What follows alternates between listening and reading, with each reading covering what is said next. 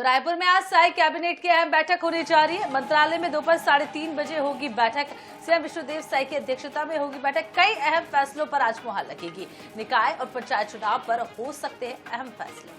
तो बिल्कुल साल की आखिरी कैबिनेट बैठक भी इसे कहा जा सकता है। तो सीएम विष्णुदेव साई की अध्यक्षता में कैबिनेट की बैठक होने वाली है, जिसमें कई अहम फैसलों पर मुहर लगते हुए आज नजर आएगी। आगामी दिनों में आपको बता दें कि बहुत जल्द प्रदेश में निकाय और पंचायत चुनाव होने हैं, जिसके मद्देनजर भी आज की इस कैबिनेट की बैठक में कई अहम फैसले लिए जा सकते हैं। इसके साथ ही साथ कई महत्वपूर्ण प्रस्तावों को मंजूरी भी आज की इस साई कैबिनेट में मिल सकती है। तो मंत्रालय में आपको बता दें कि साई कैबिनेट की बैठक होगी। सीएम विष्णुदेव साई की अध्यक्षता में ये बैठक आज दोपहर 3:30 पर होनी है।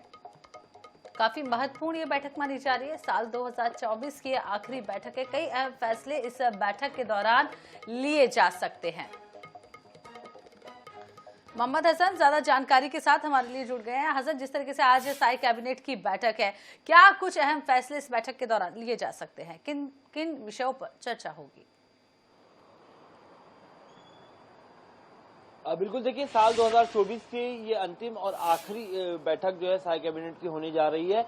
काफी महत्वपूर्ण आज की बैठक को माना जा रहा है। मुख्यमंत्री विष्णुदेव साई के साथ तमाम विभागों के जो मंत्री हैं वो इस बैठक में शामिल होने वाले हैं। आज दोपहर 3:30 बजे मंत्रालय में यह बैठक होनी है। इस बैठक को महत्वपूर्ण इसलिए माना जा रहा है कि साल की अंतिम बैठक है और साथ ही कई महत्वपूर्ण प्रस्तावों पर जो है वो मोहर आज लग सकती है। खासतौर पर बात करें तो प्रदेश में धान खरीदी जो है वो लगातार जारी है। जनवरी तक का समय दिया गया है धान खरीदी के लिए। ऐसे में तमाम जो व्यवस्थाएं वो दुरुस्त रहे, साथ ही धान खरीदी को लेकर के आगे और किस प्रकार से काम करना है, इस विषय पर भी जो है वो चर्चा हो सकती है। साथ ही नगरीय निकाय के चुनाव जो है वो होने वाले हैं, तो ऐसे में नगरीय निकाय चुनाव से पहले कई बड़े जो निर्णय हैं वो लिए जा सकते हैं। वहीं नए साल में कई नई योजनाओं पर भी मोहर जो है वो इस कैबिनेट की बैठक के माध्यम से लग सकती है। और साथ ही सब इंस्पेक्टर की भर्ती प्रक्रिया भी प्रदेश भर में चालू है, तो भर्ती प्रक्रिया को लेकर के भी कई महत्वपूर्ण फैसले जो है आज की इस कैबिनेट की बैठक में लिए जा सकते हैं। बिल्कुल, भर्ती प्रक्रिया की बात हो, चाहे वो आगामी दिनों में जिस तरीके से निकाय चुनाव और पंचायत चुनाव हो उसकी बात हो, या धान को लेकर हो। हसन, धान खरीदी की अगर हम बात करें तो इन दिनों प्रदेश में धान के उठाव को लेकर जो है सियासत काफी ज्यादा देखने को मिल रही है। दो सवाल मेरे आपके रहेंगे। एक तो धान के उठाव को लेकर जिस तरीके से विपक्ष जो है वो हमलावर है, तो धान के उठाव को लेकर, उस व्यवस्था को लेकर क्या कुछ जो है कैबिनेट की बैठक में किया जा सकता है? इसके साथ साथ जो फैसला लिया गया है, इधर हम निकाय चुनाव और पंचायत चुनाव की अगर हम बात करते हैं तो बैलेट पेपर से चुनाव करने का फैसला ले लिया गया है। टीएस सिंहदेव ने इस फैसले का स्वागत किया है, लेकिन उन्होंने प्रदेश सरकार पर कटाक्ष भी किया है। तो निकाय चुनाव में आगामी दिनों में और भी क्या कुछ बदलाव होंगे जिसको लेकर आज की इस कैबिनेट की बैठक में चर्चा की जाएगी और फैसले लिए जाएंगे?